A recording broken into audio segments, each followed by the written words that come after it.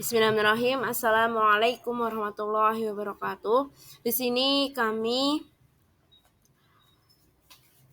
akan melakukan presentasi yakni terkait dengan tugas kelompok desain media pembelajaran Al-Quran, yakni bagian tahsin, hukum mim sukun dan tahfidz.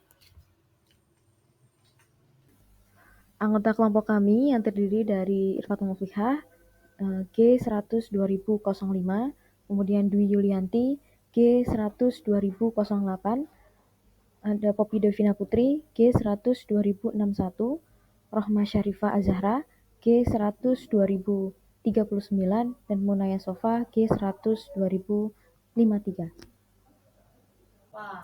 Apa itu tahsin dan apa itu mim sukun? Tahsin sendiri yaitu mempelajari Al-Quran dengan sesuai aturannya. Jadi di bagian tahsin itu ada bagian tajwid, ada bagian nun sukun, dan lain sebagainya. Nah, di sini kami mengambil bagian mim sukun. Nah, mim sukun sendiri itu adalah aturan khusus dalam ilmu tajwid yang berkaitan dengan pengucapan dan pembacaan teks yang tepat.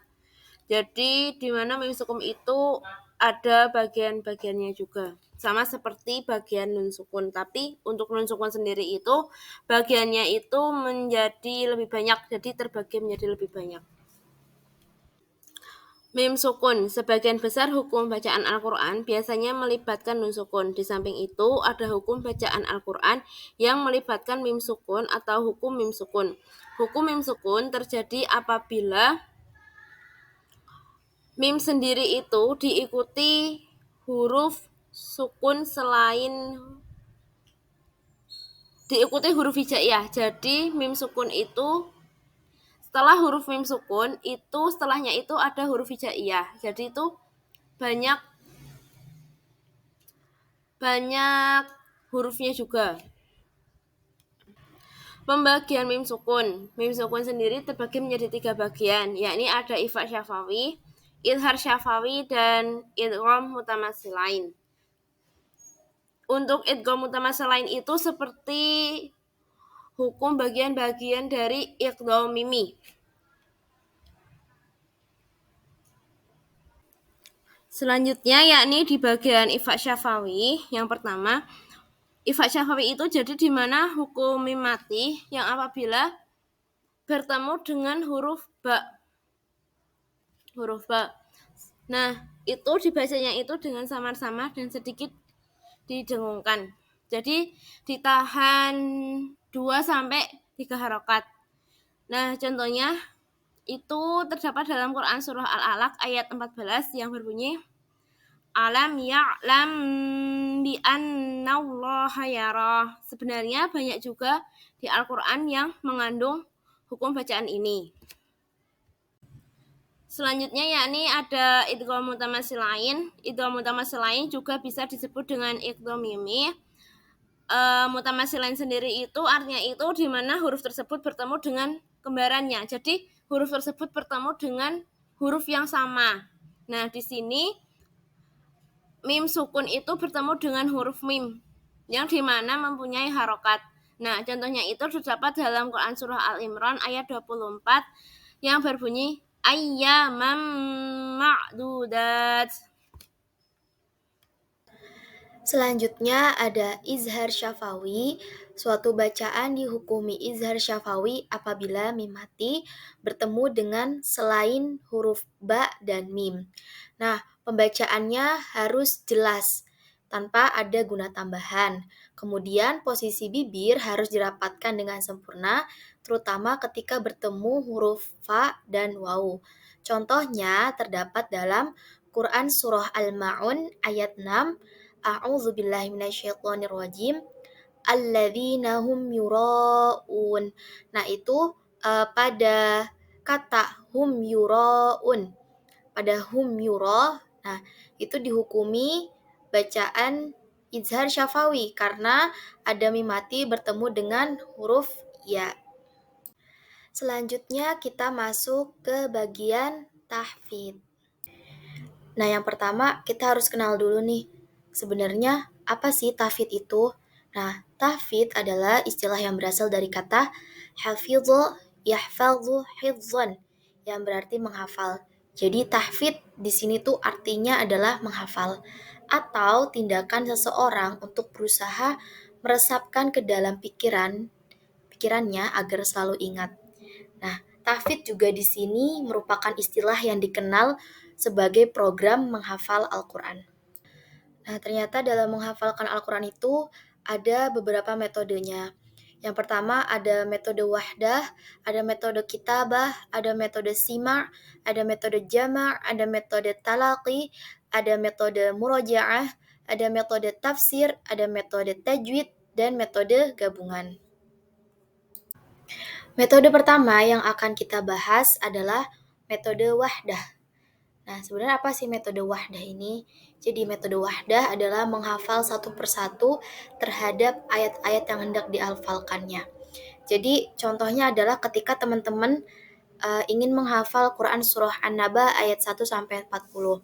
Nah, metode wahdah ini cara menerapkannya adalah teman-teman menghafalkan dulu An-Naba ayat 1, dihafalkan berulang kali sampai hafal. Ketika sudah hafal, baru teman-teman pindah ke ayat 2, begitupun seterusnya sampai ayat ke-40. Nah, yang selanjutnya itu ada metode kitabah.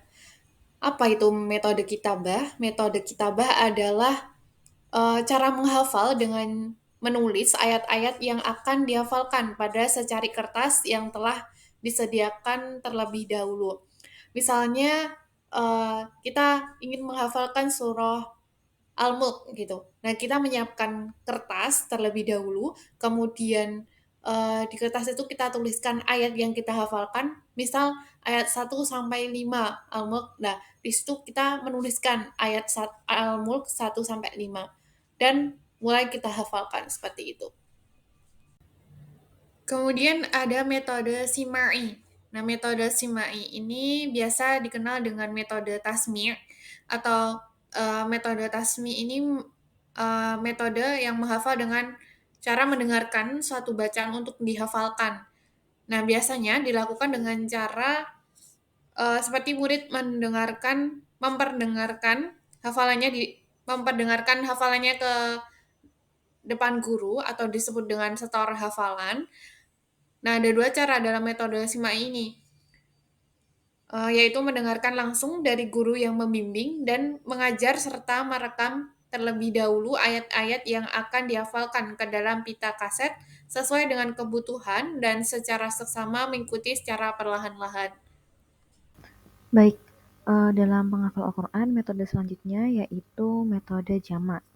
Metode jama' adalah cara menghafal Al-Quran yang dilakukan secara kolektif, yakni ayat-ayat yang dihafal dibaca secara kolektif atau bersama-sama dipimpin oleh seorang instruktur.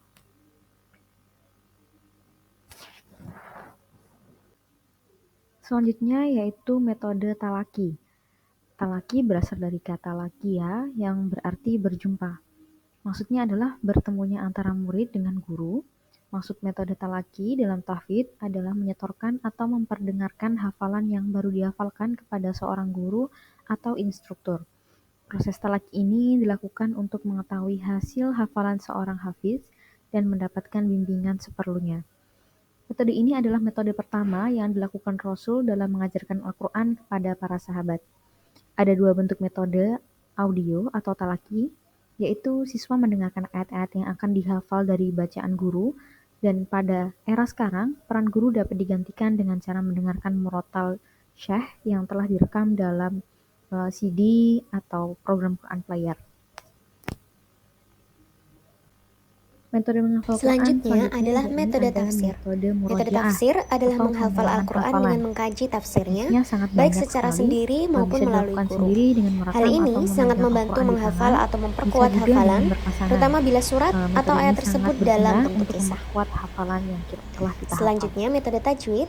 Metode tajwid dalam tahfidz adalah menghafalkan Al-Quran dengan memperhatikan bacaan dan hukumnya.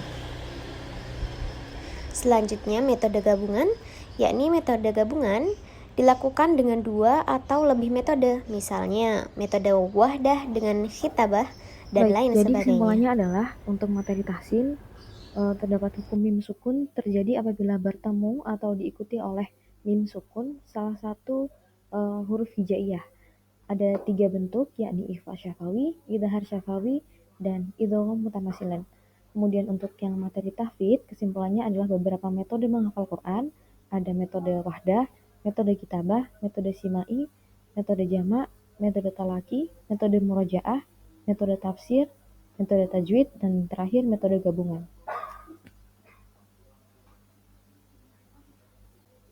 Baiklah, demikian adalah presentasi dari kelompok kami. Kurang lebihnya mohon maaf dan semoga bermanfaat untuk pembelajaran Al-Quran ke depannya. Terima kasih. Wassalamualaikum warahmatullahi wabarakatuh.